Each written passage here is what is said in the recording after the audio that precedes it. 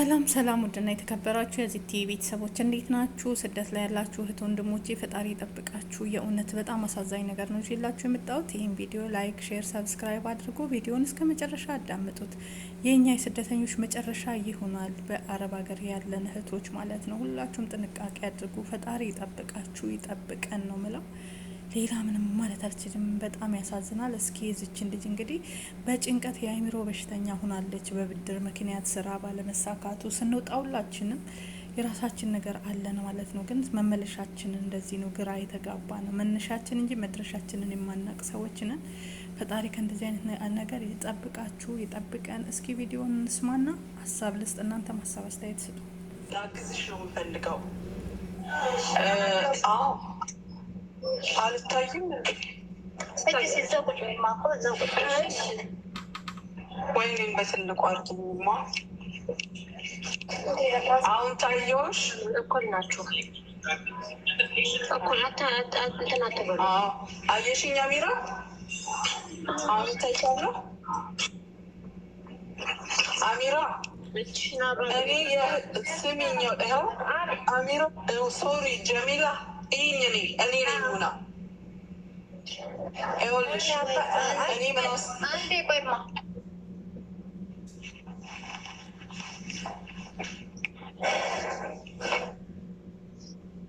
አየሽኝ አሚራ? እንዴት ነሽ?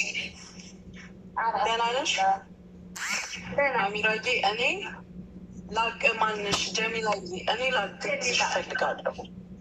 በቃ እሺ፣ እኔ ላግዝሽ እፈልጋለሁ። አሁን እህቶቼ ላይ የእህቶቼ ሄዳለብኝን የምትይው እኔ እዚህ ጋር ካሉ ጋር እህቶቼ ጋር ተባብሬ እከፍልልሻለሁ። እሺ እሺ እሺ። ልጆችሽ ትልልቅ ናቸው። እነሱ እዚህ ቢመጡ መስራት ይችላሉ።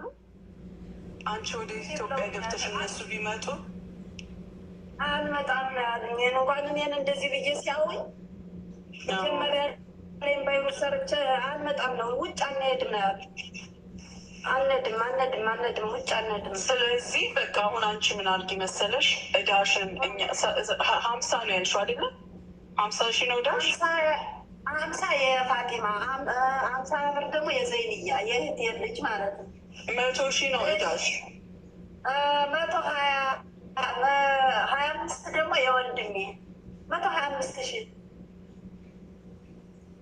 ቤቱን እኮ ስላስቀረነው ነው የአባታችን ቤት።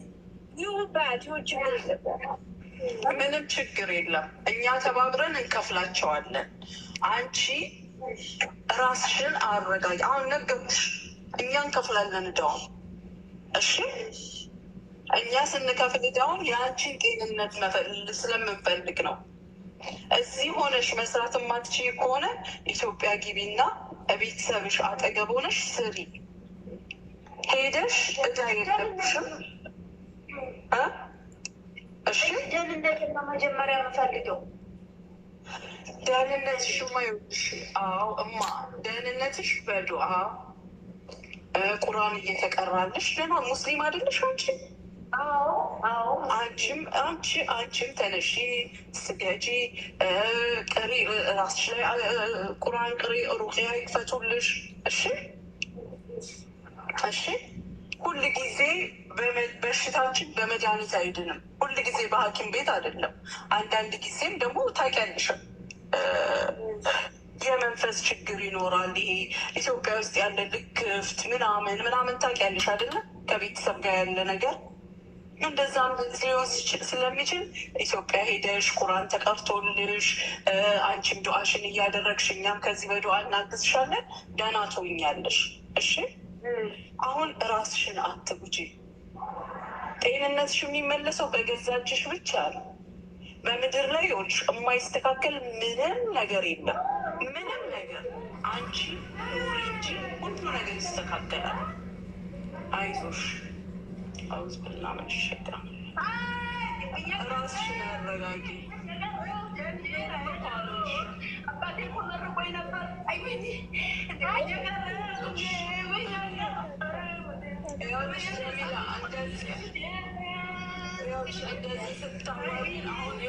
ጀሚላ እንደዚህ ስታናግሪ መርዳት አንችልም።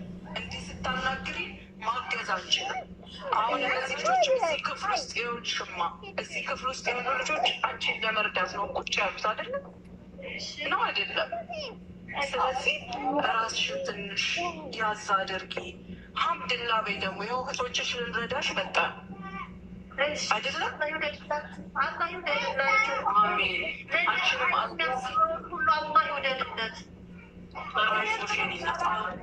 በዚያኛው በመጨረሻው ቀን አላህ ይመቻት። ወላሂ እኔ ግን ያንቺ ደህና ሆኖ ያንቺ ደህና ሆኖ መገኘት ለእኛ ትልቁ ነገራችን ነው። የኛ ትልቁ ፖይንት አንቺ ደህና ሆነች መገኘትሽ። እሺ ይሰራል፣ ሁሉ ነገር ይስተካከላል። ኢትዮጵያ ከገባሽ በኋላ ደግሞ ስራ ሰሪበት ነገር መሸጥ ከፈለግሽ፣ ጉሊትን መሸጥ ከፈለግሽ፣ ምንም አይነት ነገር ከፈለግሽ መቋቋሚያ እንሰጥሻለን። ኢትዮጵያ ስትሄጂ ሀገርሽ ላይ ስትገቢ ባዶሽ ይኸውልሽ ሰማሻት ዛሬ ያለችው የማናደርገውን ነገር አንልሽም። እሺ በእርግጠኝነት እናደርግልሻለን። ከአንቺ ግን የምንፈልገው ነገር አለ።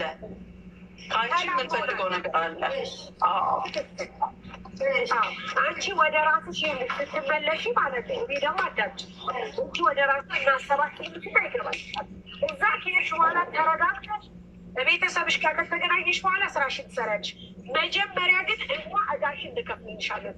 አለብን የምትሉ እዳ ስጭን ቁጥር እናወራቸዋለን። አካውንት ስጡና እናስገባለን።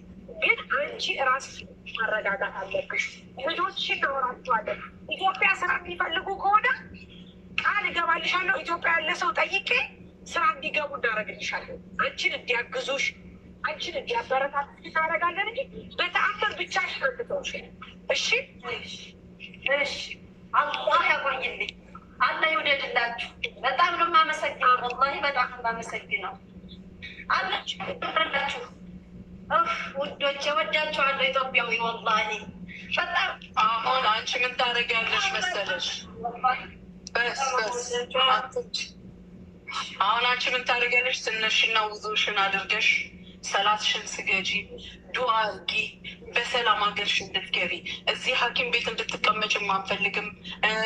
በምንድነው በኤምባሲም እንድትቀመጭ አንፈልግም። ስለዚህ ደህና ሆነሽ አንቺን እንድንሸኝሽ እዳሽን ከፍለን ጤነኛ ሁኝልን፣ ራስሽን አግዢ። እንዲህ አይነት በሽታዎች በራስ ነው የሚታገዙት። አንቺው ነሽ ያመጣሻቸው። ገባሽ? በጭንቀት ብዛት፣ በሀሳብ በምን ታውቂያለሽ አይደለ? ስለዚህ አሁን ብድግ በይና እነሱንም አታስጨንቂ። ውዙሽን አድርጊ፣ ሰላትሽን 2 ረካት ሰግደሽ ይኸው ችግርሽን የሚያቃልል ነገር አገኘሽ። በክብር አገርሽ ያለ ደጋፊ እሷ እንዲያውም በጣም አግዛሻለች። የማይገባትን ኃላፊነት ወስዳ ማንም የማያደርገውን ነው ያደረገችልሽ። እሺ አሁን ተነሽና ዱዓሽን አድርጊ። ቁርአን መቅራት ከቻልሽ ቅሪ። እሺ በሞባይል ሽም ከፍተሽ ስሚ። ጣዩ እሱን ጣዩ። ስልክ ቁጥር ካላት እየተበደርኩ ያሉት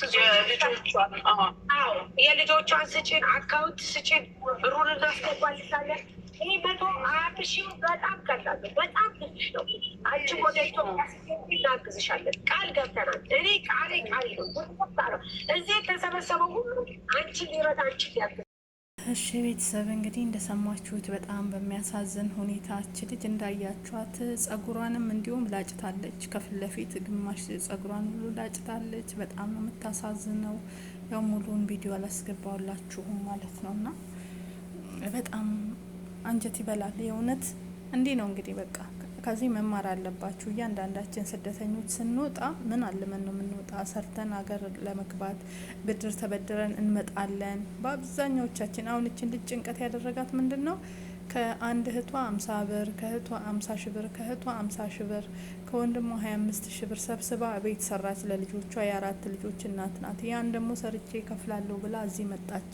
ብድሯንም የመጣችበትንም ሆነ ይሄንንም ብድር ሳትከፍል መጨረሻዋ እንደዚህ ሆነ። ከመጣች ገና 4 ወሯ ነው።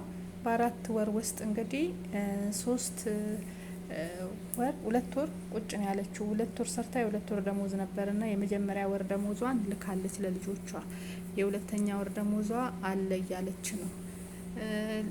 ከላው ላይ ግማሹን ከሁለተኛ ወር ደሞዟ ላይ ግማሹን ስልክ ገዛው፣ ግማሹ ደግሞ ለልጆቼ ልክ ያለው ስትል፣ እቺ ደግሞ አብራት ያለችው ደግሞ አለ ኔጋ አለች።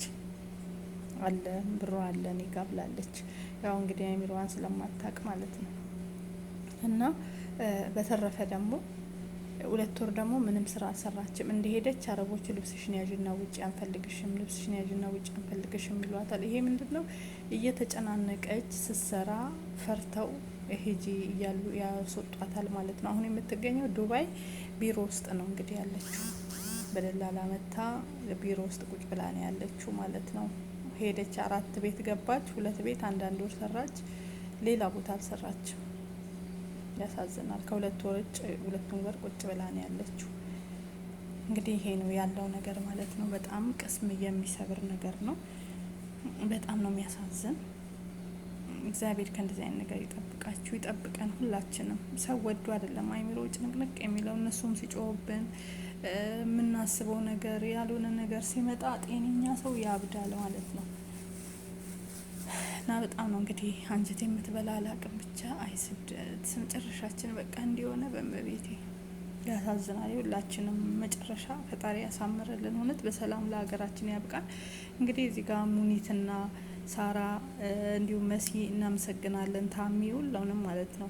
እውነት ትክክለኛ ኢትዮጵያዊዎች ናቸው። እንግዲህ ይችን ልጅ አምጥተው እረዷት። ያኔ እዳዋንም ሊከፍሉላት ነው፣ እንዲሁም ደግሞ መንቀሳቀሻ የሚሰጧት ነው፣ ወደ ሀገርም ሊሸኟት ነው። ብዙ ነገር አለ።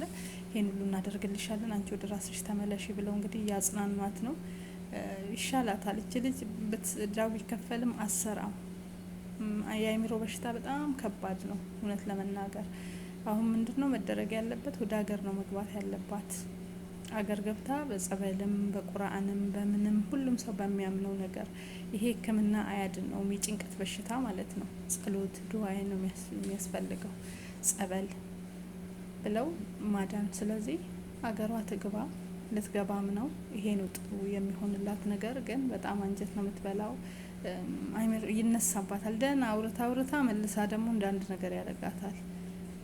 ጸጉሯን እንዳለ አወጣችው፣ ሻሹን ግማሽ በግማሽ ጸጉሯን ላጨችው። ማለትም አታቅም።